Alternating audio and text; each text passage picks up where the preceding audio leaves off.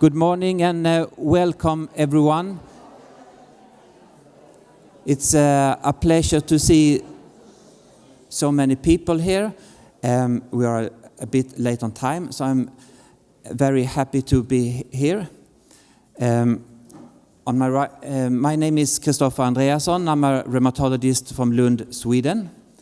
On my right-hand side, I have Wendy Stevens from Australia. We have Dr. Elizabeth Volkmann from Los Angeles and Annelise Roennow from Denmark. So it's truly a World Scleroderma Congress. Our first, we will have 4 talks, and after that we will have a Q&A session. And you can use the QR code if you want to send in questions or tell the question directly. Our first speaker couldn't get here today because of the international conflict. But fortunately, we'll have her presentation available anyway. So I will introduce Professor Susanna Proudmann, who is Director of Rheumatology at the Royal Adelaide Hospital. She has made very important contributions to our understanding of systemic sclerosis, not at least by founding the Australian Scleroderma Interest Group. She has won numerous awards in the Academy for these achievements. Also, she has been director of patient advocacy group, and her work has really meant a lot for many patients. Since she is not cannot be available here today, her friend and colleague, Dr. Associate Professor Wendy Stevens, will be here to answer questions on that presentations. Dr. Wendy Stevens works in Melbourne, but you founded this very important Australian systemic sclerosis interest group together with Susanna Proudmann. And during many years, I'm so impressed by the consistent work you have done in helping us understand systemic sclerosis for every single patient. Thank you. By this, I ask for the first presentation. I would like to thank VESCA and the organisers of the Patient Congress for inviting me to present in this session, Eat Better, Feel Better, and I'm sorry I can't be with you in person. These are my disclosures. These are the objectives of my talk, understanding the role of diet in managing scleroderma, that I hope to cover in the next few minutes. But firstly, some definitions. Diet refers to the food and beverages a person consumes, while nutrition is the process of consuming and absorbing nutrients from that food. Nutrients are classified in 2 groups: macronutrients in the form of protein, carbohydrate or fat, which provide energy, and micronutrients known as vitamin and minerals, which are required in tiny amounts to support various bodily functions. Why do we need to talk about diet and nutrition in scleroderma? Well, firstly, GI symptoms are almost universal. They're mostly due to reduced muscle contraction called motility, leading to slow transit of the gut contents. There are no curative treatments, and the available treatments aim to reduce the symptoms. I draw your attention to a complication of reduced motility in the small bowel called small intestinal bacterial overgrowth due to an increase in unhealthy bacteria in the small bowel, which is a good model for understanding the importance of nutrition in this disease. You might like to take a moment to think about your nutritional needs. Do you have to modify your eating habits due to the symptoms of scleroderma? And which of those symptoms require you to do this? Many people with scleroderma make dietary changes in an effort to reduce GI symptoms, including restricting or avoiding certain food types. In this Spanish study, a quarter had lost weight unintentionally, yet very few had consulted a dietitian. Complications of GI involvement, such as malnutrition, are common. This may be due to reduced oral intake of healthy foods due to GI symptoms of scleroderma or the drugs used to treat it. Scleroderma of the GI tract itself can reduce the digestion and absorption of nutrients, especially if there is small intestinal bacterial overgrowth. These, combined with unhealthy dietary choices, especially those that increase a process called fermentation in the gut, can increase the unhealthy bacteria. These factors lead to malnutrition in up to 30% of people with scleroderma. Thinking again about your nutritional needs, have you lost weight due to the symptoms of scleroderma or measures you've had to take to manage the symptoms? And how would you rate your nutrition? Have you consulted a dietitian about your diet? Features of malnutrition include weight loss due to reduced intake or absorption of calories and deficiencies of nutrients like vitamins and minerals. These lead to the symptoms of malnutrition such as muscle weakness, fatigue, increased infections and delayed wound healing and changes in skin and hair. Malnutrition is associated with reduced quality of life and progression and complications of scleroderma. So what does the science tell us about diet and scleroderma? Unfortunately, there are no specific recommendations from scientific societies regarding nutrition in scleroderma. This is because the evidence base for these modifications is limited because of poor quality trials. But there are things that can be done. It starts with careful assessments by your rheumatologist or other practitioner to define the level of the gut which is causing the symptoms and determining the goals of dietary modification, be they symptom relief, preventing malnutrition and nutrient deficiencies, or managing other symptoms of scleroderma. Consulting a dietitian with a knowledge of scleroderma to help you design dietary strategies may also be helpful. Firstly, relief of symptoms arising from slow transit in the upper gut. Measures to encourage gastric emptying include adequate chewing of food, elimination of alcohol, eating solids first, increasing fluid intake during a meal, and standing up or walking around after the meal. Avoiding overfilling may be helpful by eating smaller meals more frequently throughout the day and refraining from eating within 3 hours of bedtime. And choosing foods that are soft in consistency while avoiding foods that trigger symptoms such as fatty, fried and acidic foods and gas-producing foods. Dietary measures to reduce symptoms arising from slow transit in the small and large bowel depend on the symptoms. So for constipation, high fibre may not be helpful due to the slow transit as it will cause bloating. You could try small frequent meals again to stimulate GI contraction and increase fluid intake and exercise. Diarrhea due to changes in the microbiome, especially in small intestinal bacterial overgrowth, may improve with measures to reduce abnormal fermentation in the gut, such as choosing fresh, minimally processed foods, restricting carbohydrates like white sugar as they're the main energy source of bacteria, replacing high fibre foods with soluble and non-fermentable fibre-containing foods such as bananas, apples and white rice, and reducing lactose and fructose and high-fat diets. You could also consider a diet low in FODMAPs, which I'll talk about in a moment. Other options to improve the bacterial balance in the microbiome in the gut include increasing foods high in prebiotics and probiotics, which I'll also discuss, and choose easily digestible protein sources like meat and poultry.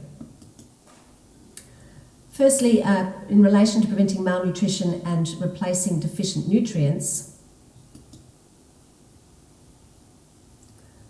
So what does the science tell us about vitamins and minerals? Firstly, deficiencies are very common, and it may be that supplements of these vitamins and minerals have additional benefits, although there have been no studies to confirm this. For example, ensuring normal levels of vitamin C and E and zinc could lead to less skin thickening and improved digital oil cell healing. Vitamin B12 is important for red cells and nerve cells, and iron can reduce anemia and breathlessness. Vitamin D is important for bone health and may have anti-inflammatory effects, and selenium may reduce heart. Are there any strategies which can manage the clinical features of scleroderma, such as inflammation and fibrosis? What does the science tell us about specific foods? Well, beetroot and rosemary oil may improve Reynolds phenomenon and blood flow. Curcumin may reduce fibrosis based on animal models, but there are no human studies. Probiotic foods contain beneficial bacteria. These are things like yogurt, fermented vegetables, and kefir, while prebiotic foods feed the beneficial bacteria in your gut. What does the science tell us about dietary supplements? It's possible to take an actual probiotic supplement in a capsule containing the beneficial bacteria, and there's conflicting evidence from scleroderma clinical trials that there may be mild improvement in GI symptoms. Omega-3 fatty acids, particularly in fish oil, reduce inflammation and improve blood flow in other conditions, but there have been no trials in scleroderma. What does the science tell us about specific diets? You may be familiar with the Mediterranean diet, which provides anti-inflammatory and antioxidant nutrients, including various vitamins. It's suggested that this diet may reduce inflammatory cytokines and thrombosis and improve microbiome and antioxidant status. And there's some evidence from the literature that low adherence to such a diet is linked to worse Raynaud's phenomenon, digital ulcers, depression and reflux, but there have been no actual studies. You may be familiar with a low FODMAP diet, which is a diet low in fermentable sugars such as oligosaccharides, which are things like wheat and onions, disaccharides such as dairy products, monosaccharides such as apples, pears and honey, and polyols such as stone fruits. And there is an app which can help you use this diet if you wish to try this. It may have some benefit in scleroderma by reducing the fermentable carbohydrates, particularly if you increase non-fermentable carbohydrates, for example, taking a psyllium supplement. And the potential benefits include alterations to the gut microbiome, and that there is a number of studies which suggest this approach may reduce bloating, reflux, and small intestinal bacterial overgrowth-related GI symptoms. So in conclusion, GI symptoms are almost universal in people with scleroderma. Nutritional deficiencies are very common and may in fact exacerbate the symptoms of scleroderma. There is no one-size-fits-all in terms of which foods help and which foods to avoid, and may be a case of trial and error. Careful assessment by a physician and dietitian is required to help develop individualised dietary modifications to control GI symptoms and prevent malnutrition. General principles include managing the slow transit of the GI tract, avoiding fermentable carbohydrates while maintaining adequate intake of calories and preventing nutrient deficiencies. And it's certainly the case that the safety and effectiveness of dietary restrictions in this population need further study. Many thanks for your attention.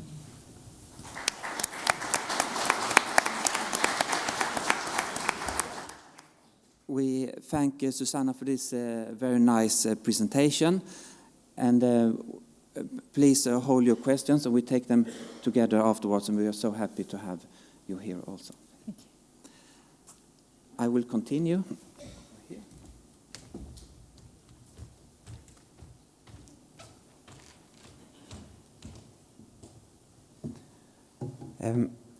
I was asked to give some examples of how scientific research actually sometimes can translate into practical decisions when it comes to eating better and maybe even feeling better.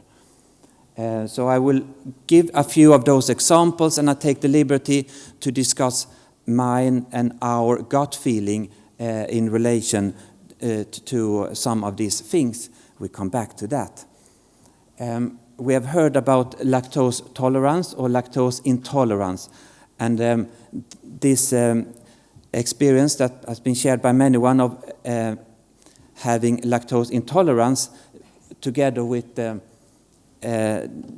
SSC diagnosis has been studied. Isabelle Marie in France have showed that it's actually very common to develop this, but more importantly, that some symptoms may be relieved by going on the lactose-free diet.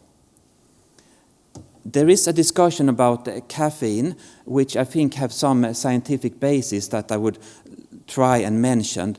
And coffee contains caffeine, and caffeine has vasoconstrictive properties. So I would like to widen the impact not only to gastrointestinal symptoms, but how can Raynaud phenomena be affected. And there are certain studies showing that peripheral circulation actually gets worse with drinking coffee and products.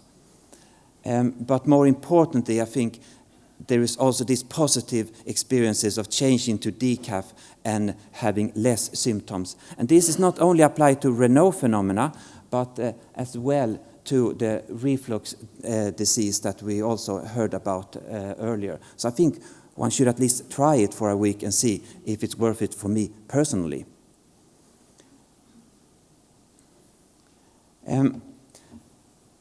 Reflux can be aggravated by having high body weight, and I sometimes get the question that would lower body weight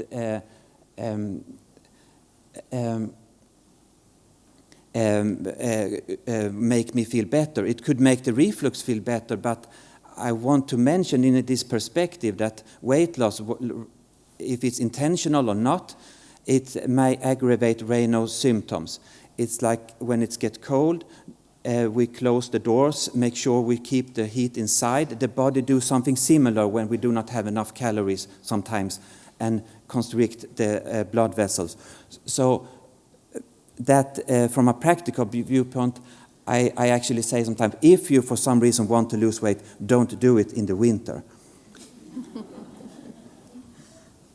And continuing on the issue of Raynaud phenomena, it's not only in the hands, but it has been studied, in very elegant study many years ago, to see that there is a similar thing going on in the esophagus.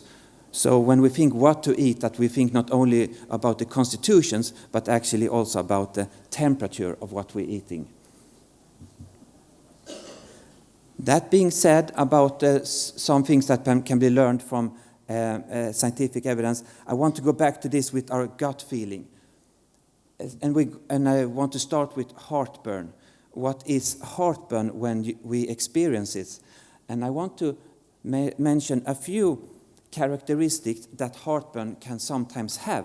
And I think both we as physicians and as a patient, we might say that I have heartburn, it must be my SLC gastrointestinal tract, but when we have these specific symptoms, it's actually another disease that general is more, that I think we should consider, and that's the cardiovascular disease, that actually it could mean the heart. And the cardiovascular disease is in general more common in systemic sclerosis, so that we pay respect to heartburn, and even if our gut feeling is that it is the esophagus, it could actually be the heart sometimes. Similar way, when it comes to altered bowel habits, I think many of us, both physicians and patients, can say, I have my scleroderma, it's in the gut, that's why my stomach is not as it used to be, maybe it's my medicine. But if we look at some characteristics of altered bowel habits, especially rectal bleeding and this feeling of not emptying. So when we have those symptoms, I think we should not be too fast to say it must be my systemic sclerosis, because it could be actually a malignancy. And unfortunately, there is a slight increased risk of also colorectal malignancy in systemic sclerosis. That being said, I am thankful for you listening here and show where I come from, where we don't have olive trees, but we have these rape seeds, and they can actually inspire for future progress. Thank you very much.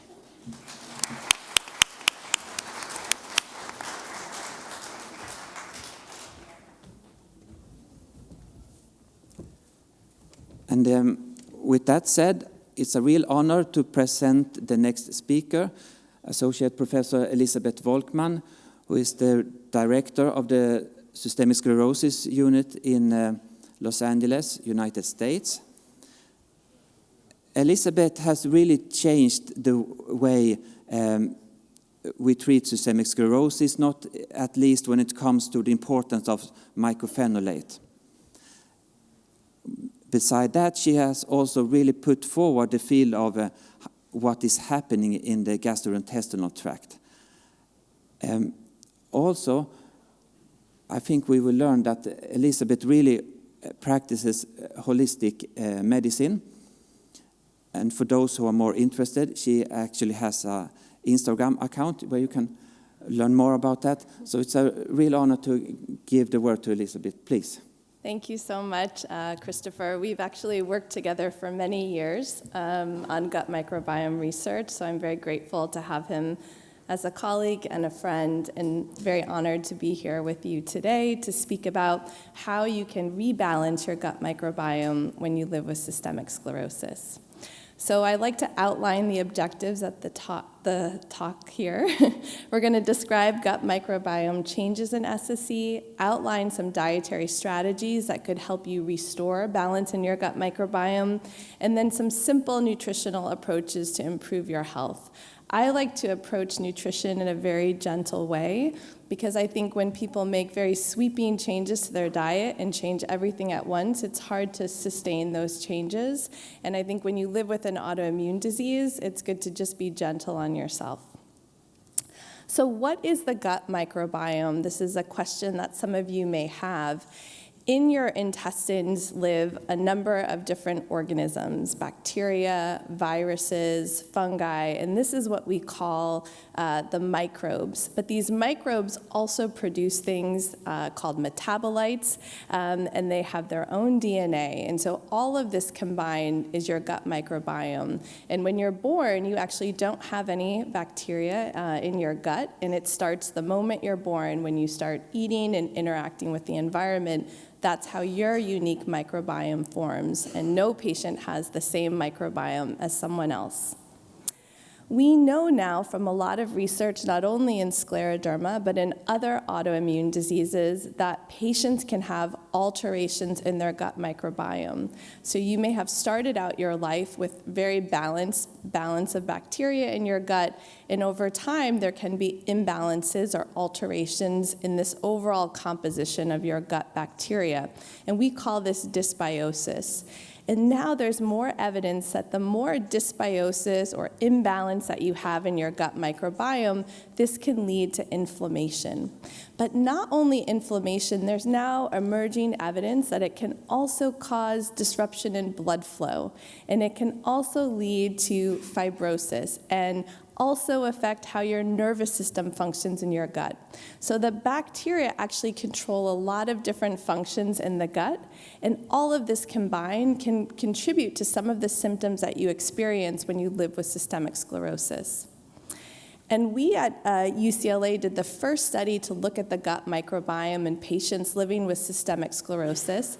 And we had patients do a colonoscopy, which some of you may be familiar with. And then while people were doing the colonoscopy, we sampled from specific regions of the colon. One was the cecum, and one was the sigmoid. And then we had patients who didn't live with systemic sclerosis undergo the same procedure. And we measured the abundance of bacteria in these two areas in people with the systemic sclerosis and people who did not have it. And what you can see here is each dot represents a sample, and the open circles are the patients with scleroderma, and the darkened circles are the people who did not have scleroderma. And what this shows is that there were significant differences in the overall composition of gut bacteria. And this was a small study. It was only 17 patients in each group, but it was exciting to us that it was significantly different. And so since this time, people like Dr. Andreasson, Dr. Chiara Bellocchi, Dr. Silvia Belando Randoni, many others around the world who you may have heard about have done research on the gut microbiome and have found that there are specific bacteria that are increased in abundance in people who live with systemic sclerosis compared to people who don't, and those that are decreased. And there's even evidence that their products, their metabolites, also have imbalance. So I'm really excited that there's now more of a community around this. We published the first study in 2016, and now there's a lot of exciting research going on in this area. But you may be wondering, how can we restore balance to our gut microbiome, right? And there's a lot that you can do actually as a patient. So you may not be able to control things that happened in the past, how you were born, whether you had a vaginal delivery or C-section, which can affect gut microbiome. But what you can control is what you eat. And so I wanted to make a few suggestions for you today that are evidence-based and driven by research going on in this field. And my first suggestion is to eliminate ultra-processed foods. So what are ultra-processed foods? Here is a picture of what's called the NOVA food classification system, and it lists some minimally processed foods, processed culinary ingredients like olive oil, processed foods, but on that bottom row there, these are the ultra-processed foods. And these are foods that undergo manipulation. So their preservatives are added to extend the shelf life, colorants are added to change the color, artificial flavors are added to change the sweetness. And there's so much evidence now that when you consume more of these foods, it can actually cause leaky gut syndrome. And this is where your gut doesn't have a very strong barrier. And what's in your gut, like the bacteria and the products, can leak out into the bloodstream and go to areas of the body where they should not exist. In addition, they can disrupt the balance of your good and bad bacteria, lower the overall diversity of your gut bacteria, and increase inflammation both inside and out.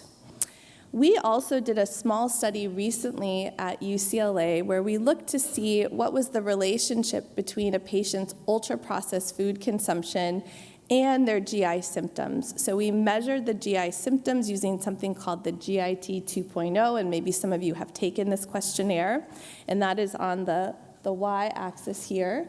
And then you can see here is ultra-processed food consumption in grams per week. And again, this was done in the US, where maybe we have more ultra-processed food consumption than the average country. But you can see is the more ultra-processed food someone ate, the higher their GIT score was, meaning they had worse GI symptoms. So this was really interesting evidence to us. And in this study, we controlled for other factors that might affect symptoms, like whether someone was taking an immune suppressant, PPI, a probiotic, their BMI, and still we saw this significant relationship.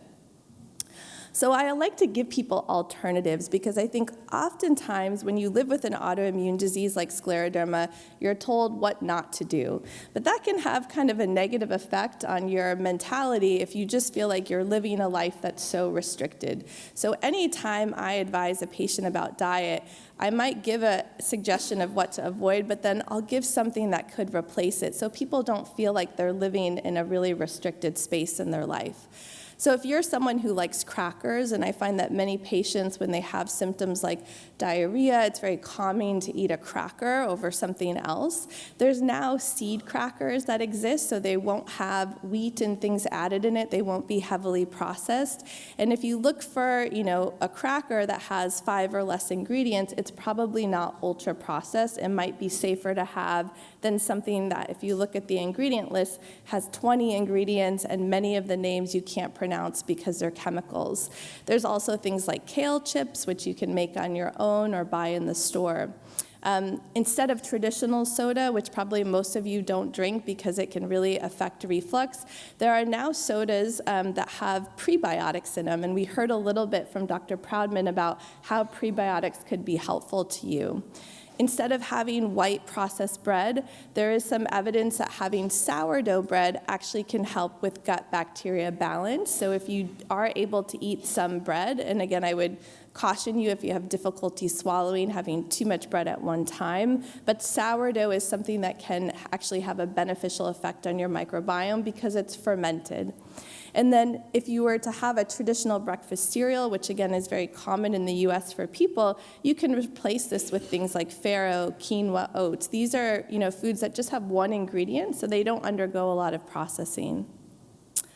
What about my second suggestion? And this is something that I talk a lot about with patients because many people ask me, should I take a probiotic supplement? And I think probiotic supplements are pretty expensive around the world, and no strong evidence exists to support their use in autoimmune conditions, including systemic sclerosis.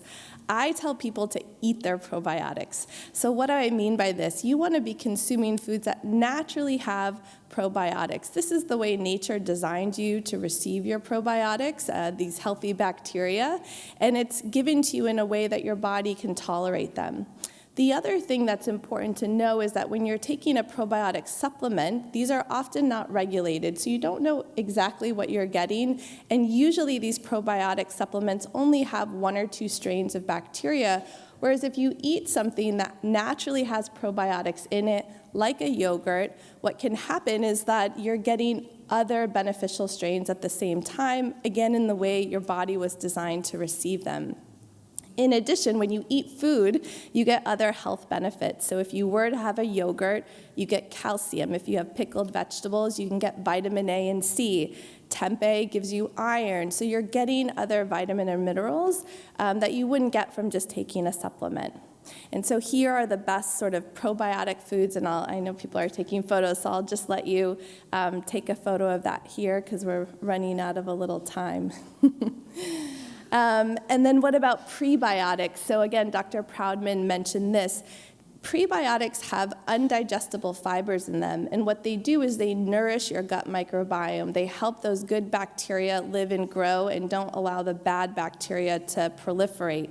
And so you may look at this list and say, well, I can't eat tomatoes and onions, and that's okay, but maybe there's something on here that you can eat, or maybe there's small amounts of asparagus that you can tolerate. Even just having a little bit of this can make a big difference. And then finally, I think eating more plants.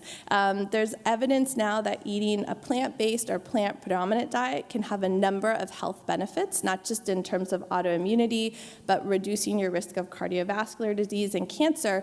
And Dr. Andreasson showed you that there is some data that there's an increased risk of these other diseases if you live with scleroderma. So again, by having a more plant-predominant diet, you could be reducing your risk of these other things. I also find that many of my patients have a hard time swallowing meat, and this can increase inflammation if you're consuming a lot of red meat. And people sometimes wonder, well, what about protein? How will I get my protein? You can actually get all of your protein that you need from plants if you decide not to eat meat. And there was a study done looking at the gut microbiome signatures of vegan, vegetarian, and omnivore. So omnivores are people that would eat meat, everything.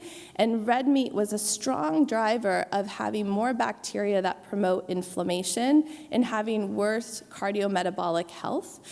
When people had this vegan signature of their microbiome, they did better.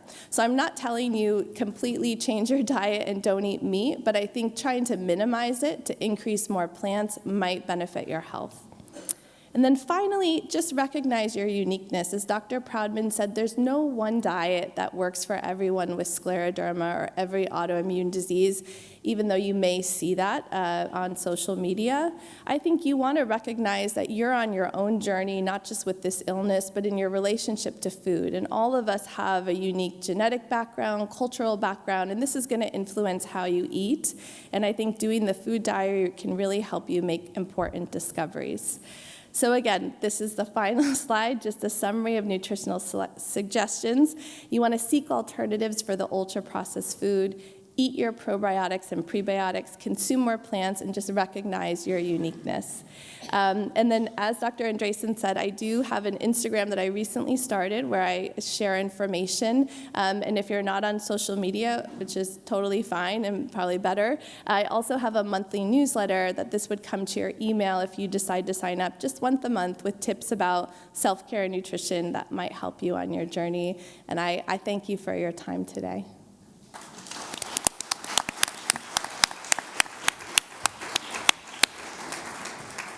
Thank you very much, Elizabeth.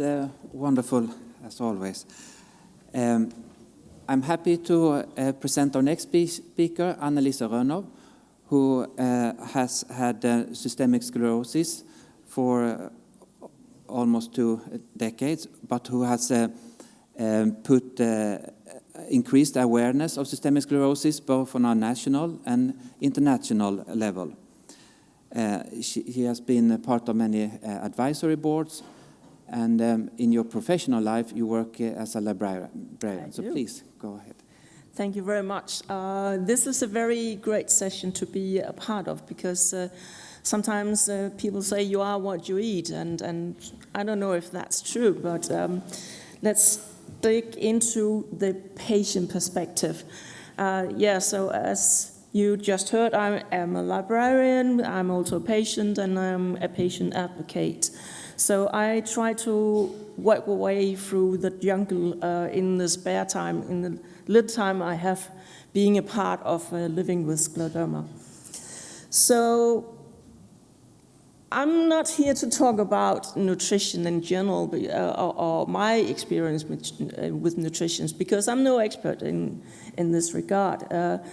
And what we just heard from Dr. Volkmann, one size doesn't fit all. So what I'm eating doesn't necessarily mean that you have the same benefits of that. So it's a complete single journal for every one of us, even though that we have the same disease. And that means that I will not go into my own experience, but I would like to touch down on being newly diagnosed. We have all been there, and we are having all these different kind of questions. How bad will it be? Will I end up in different kind of ways? What treatments are available? What works for me? What doesn't work for me? Why do I get this kind of treatment? And I often hear from my co-patients that they read the side effect list and they're like, oh no, do I have to take this medication because it has so much side effects? Will I be involved in the decision of my treatment? All different kind of questions are just rising up when you're newly diagnosed. And one that is very, very important, which I see in my community, is that, will I be cured if I change my diet or eat a lot of supplements? And then I go out and try to find all different kinds of information out there. And this is an example from a previous decision we had in one of my Facebook groups I manage, that has a patient from Denmark, Sweden, and Norway. Even though we speak our own language, we understand each other. And this decision came up, what are you eating? What should I eat? Should I avoid fiber? One said, you have to eat anti-inflammatory. Another one said, carnivore is the thing, you have to do that. Low FODMAP, eat less processed food, and all the questions arise.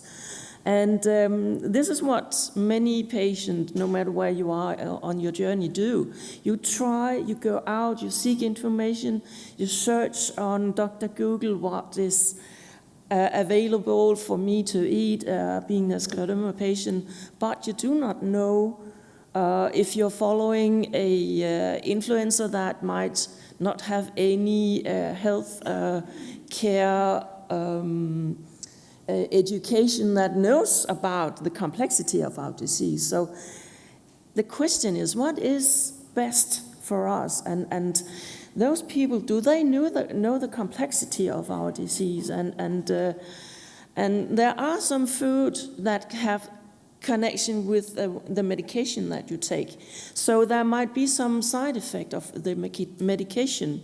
An example is that if you're on blood thinning medication and you eat a lot of ginger, it affects your blood thinning medication. So it's very important that you are working closely with your nutrition, dietitian, your physician of any kind, because it is important that it is you that are in focus and not what the others say that you have to do.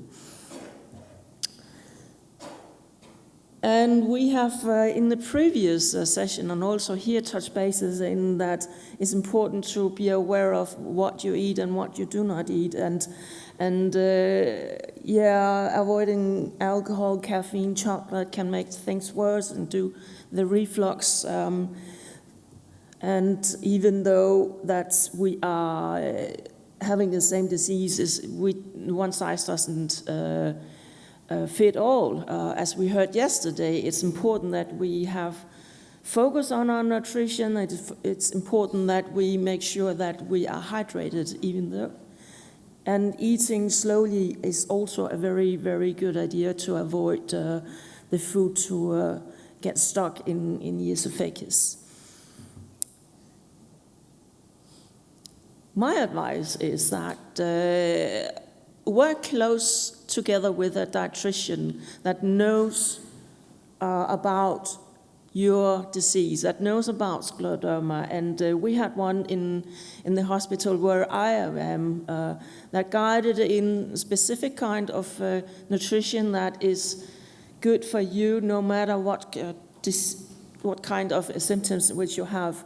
And another thing is that seek out to your national Scleroderma Association, because they have a lot of guidelines out there.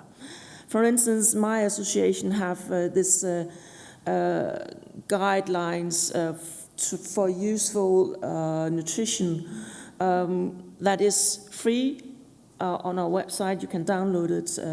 It is in Danish, but it is there.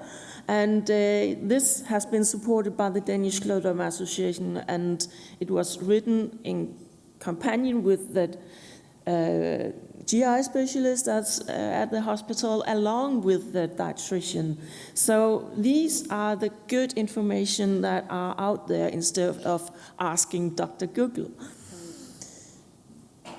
And trust in the scientific evidence. I see a lot on social media that sometimes it's not trusted as much. They have not the same belief in that it is true that they hear from the physicians. And as you all know, I'm a librarian, and I've been doing some research on PubMed, with this very good website that provides resources. And when you look into searching nutrition in the area of scleroderma, you can see that at the beginning, at the 1960s, there's actually no lecture out there about nutrition, but the past 5 years, you have more and more focus on it, and we hear it that it's important that you work with the entire body, not only the system or the symptoms.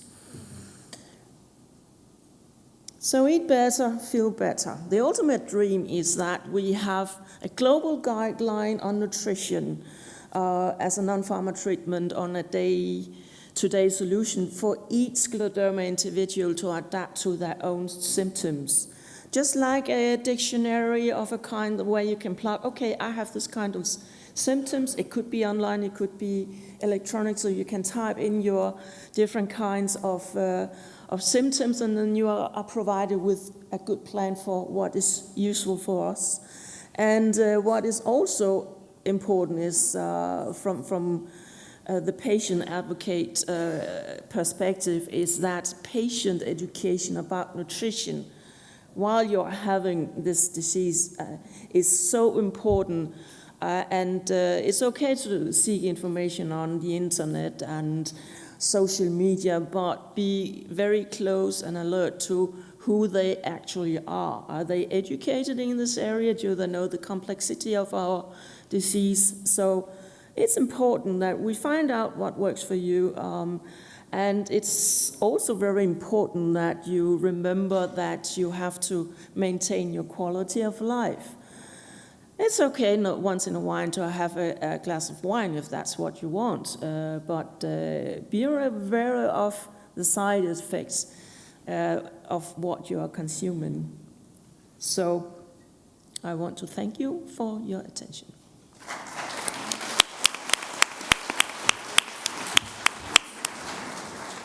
Thank you very much, Annelise. Thank you. We have time for some questions. So if anyone have a question in the audience, please stand up or make yourself. No? I don't see anyone.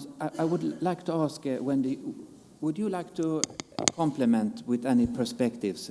We have heard Yeah, I think the things that everyone said, it's really important that you're a unique individual, and we can come up with these ideas that it's better to eat more vegetable diet, etc.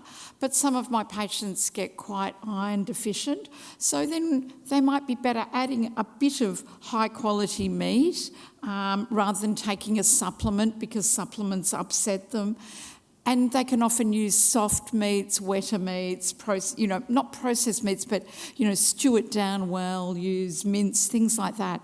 So I think everyone's an individual, and I think this is really important. We can come up with some ideas and goals, and certainly I think, trying to move away from the very processed foods that have got additives. I always try and look at, for my own life, at the packet, and if it's got additives, try and avoid that brand and use a brand that doesn't. So I think that's a simple thing that we can do.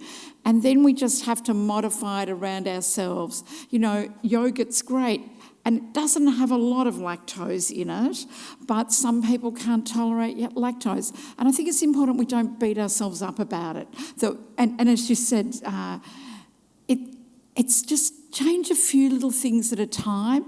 And life's miserable enough with this disease. Your diet doesn't have to be perfect all of the time. If you have a little bit of a treat food or a little bit of processed food, hey, that's all right.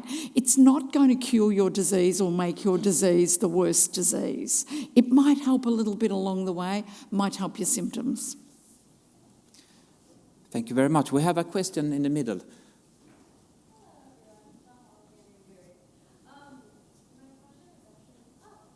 Hello, everyone. Nahal Gannon-Gui from the States.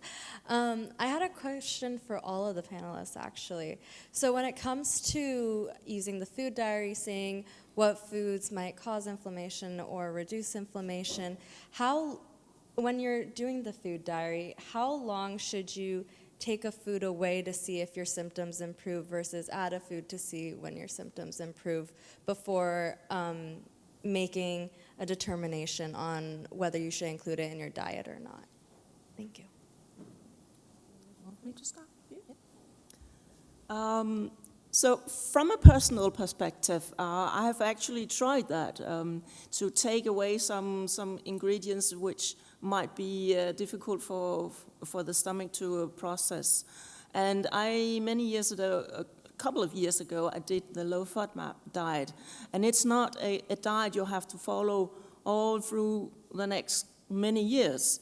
It's about eliminating all the FODMAPs and make sure to introduce them again to see, does it work, does it not work? I avoided gluten for quite some time, and now I have decreased my intake of gluten, and the same goes with the milk, to avoid what I know is making the inflammatory in the body increase. So it's an individual case. Onions is not good for many reasons. You can get the reflux, it can give you bloating and so on. So it's about finding out what is good in your perspective, seek out be curious about what food there is out there, because we are all on our own journey, and I think it's important that we try that, but don't eliminate everything. You also need to live your life. So, yeah. I think it's a wonderful question. I completely agree. And I think you brought up a good point about the low FODMAP diet. I sometimes meet patients with long-standing scleroderma who've been on it for 10 or 20 years, and they have profound vitamin and mineral deficiencies. So it really was meant to restrict and then add back in one at a time. But to the question about the length of time to restrict, I think, there's no one right answer here, but maybe about a month. And the reason it's a little bit longer than you might think, 4 to 6 weeks, is that a lot can happen in life that also can affect your symptoms. So you might start a new medication that could affect your GI symptoms. You might have a very stressful day, and we know there's a brain-gut connection. And so I find that people get more insight when they go a little bit longer and then add back in versus just doing it for a week, because during that week it could be an intensely stressful week for you where you have a lot of GI symptoms. So that's just my perspective, but I'd love to hear what others think. I guess the thought I always have is that if it's around gut symptoms, you know, you've got to give it 2 or 3 weeks, 4 weeks, and as you say, they can fluctuate. But it's also important maybe to add it back in and try and really make sure it did make a difference. If it's more general inflammation in your overall disease, people often, I do think you've got to give it a month or so. But again, your disease fluctuates, your Raynaud's fluctuates. You have good patches and bad patches. So rather than restricting that for life, I often say, well, try it back again. And I also heard a dietitian talk once about FODMAP and saying sometimes with fructose intolerance, it's not about totally getting rid of all the fructose in your diet, which gets rid of a lot of nice foods and good foods for you in other, but it's the amounts that you have. So don't have 3 apples and something else and something else. You can have a bit of it. It's a small amount of fructose at that meal you might be able to tolerate, but you can't tolerate a huge amount of it. So a tiny bit of onion might be all right, particularly if you don't have a lot of other high FODMAP foods in that meal. Yeah, great. We have a question related to that. We mentioned foods to avoid. Patients has anxiety for not having enough food, for not getting all the nutrients that was needed for the body to work well and also for ulcers to heal. So the question is, what specific deficiencies are you at risk for with systemic sclerosis that you should prioritize? The commonest one I see is iron deficiency, and that's because people have often got small telangiectasia in their stomach or bowel, and that's where high quality iron, the tempeh, small amounts of meat, but sometimes people do need supplements. In my country, even though you think it's sunny, we're profoundly vitamin D deficient. That's because we've learnt to slip, slop, slap. That is the go in our country. Slip on a hat, slop on the sunscreen, because we have so much skin cancer. So we see profound vitamin D deficiency. We also see increasingly on people on high-dose PPIs, that high-dose and drugs for acid like, you know, omeprazole and all of those drugs, that they're getting quite magnesium deficient. And I think it's important to ask your doctor perhaps to check your magnesium level from time to time. And again, you know, this is where if you really are restricting lots of things in your diet, I actually think you need a dietitian to help you. Make sure you're getting that broad base. And the other thing is, if you're fearful of food, it's small, frequent, high-density, high-nutrition meals. You know, we're telling the rest of the population not to snack.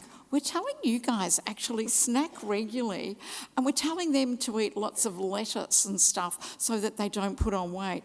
Actually, you probably need to have the really high density, a few nuts, a bit of cheese, all of those, so that your snacks, everything that goes in is got some kind of energy or nutritional value if you're losing weight, if you've got bad reflux. Yeah, I mean, I would think of nutrition as part of your medicine, right? You want to get the most out of what you're eating, and I completely agree with that. I would also say think about your food combinations, because sometimes with the FODMAP foods, people can't tolerate them because of the way in which they're preparing them and how they combine things. So I find things like beans, which most people think I can't eat any beans because they cause gas and bloating. Oftentimes they're combining the beans with other foods like cheese or rice, and sometimes if you just have a little bit of the beans on their own, cooked well, you might be able to tolerate it, and again, it's another source of iron. But with regard to the vitamin deficiencies, I think it's important to be your own advocate here and ask for testing. I think that all of your supplement use should be guided by what you are deficient in, and you only know unless someone checks your blood and sees. I see a lot of the same deficiencies as Dr. Stevens mentioned, but also I see a lot of vitamin C deficiency, which is so important for how your immune system functions, and zinc, and you won't know unless someone checks for it. So just, I think, ask for a broad assessment of your vitamins to see where you are, and then working with a nutritionist, as she said, can be quite helpful. Yeah, so I have reached the age where you go on once a year to your GP for a checkup, and in that is included a broader measure of the vitamins. So I'm being tested for vitamin D12 and all the other things, and I think it's very important that we know our levels so that we can adapt that in our nutrition. We have another question in the audience. Thank you very much. I'm Avida from United Kingdom. Many of the luxuries that you said, checking vitamins, calcium, zinc, is not among the routine NHS service that you can get. So even if you ask your general practitioner, you might not be that lucky to justify assessment unless you go private, which is another issue. So that's another policy to make. But Dr. Stevens, is there any sugar good for you? Brown, white, moisture, dark, and you name it. You see the supermarkets and you can't really decide which one is better than the other. Is anyone good? I think the honest answer is none of them are great for you. Brown sugar's probably fractionally better, but not a lot. Really, we should be trying to get away from that very processed foods, and that's for other risk factors of diabetes, all of these other things we know are associated with that. I don't think it's going to make your scleroderma worse, and I don't really believe that one's so much better than the other that it's better to have that. I think trying to avoid sweetening our food and getting used to that is probably better. That's my opinion of it. What's your opinion, Elizabeth? Yeah, no, I agree completely, and I think you have to be careful about marketing, because if you go to a store, sometimes they'll market things like brown sugar as being healthier, or this was agave added. I mean, agave is very, very sweet, and I think in terms of effects on your gut bacteria, the added sugars, regardless of the source, it's still sugar and it will have that effect. So I think minimizing it is better. But then people sometimes ask me, well, does this mean I have to avoid all fruit? Because fruit has a lot of sugar in it. And I think when things naturally have sugar in it, your body can handle it better than when some sugar has been added. So most of the time when you're reading your nutritional labels, it will say not just sugars, but added sugars, and that's the number you want to look at and make sure it's lower.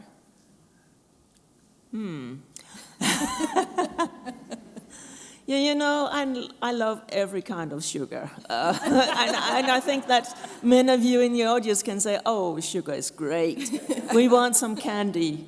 And when I'm at work, of course, if you're getting tired, the fatigue kicks in, you grab for what is closest to you, and often that is something with sugar in it.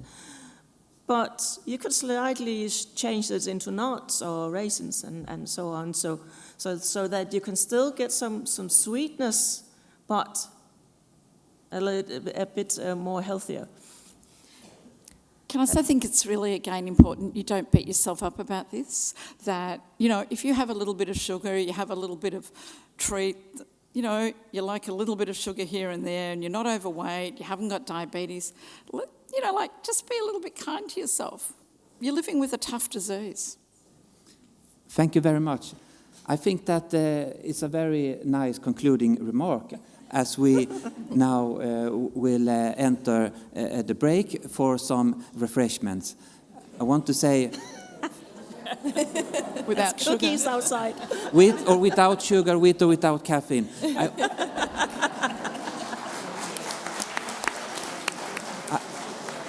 I also want to welcome everyone back in a short while. There will be a very interesting lecture on the frontier of future scleroderma treatment with the CAR T cell therapy. So you're very welcome back. Thank you very much from all of us.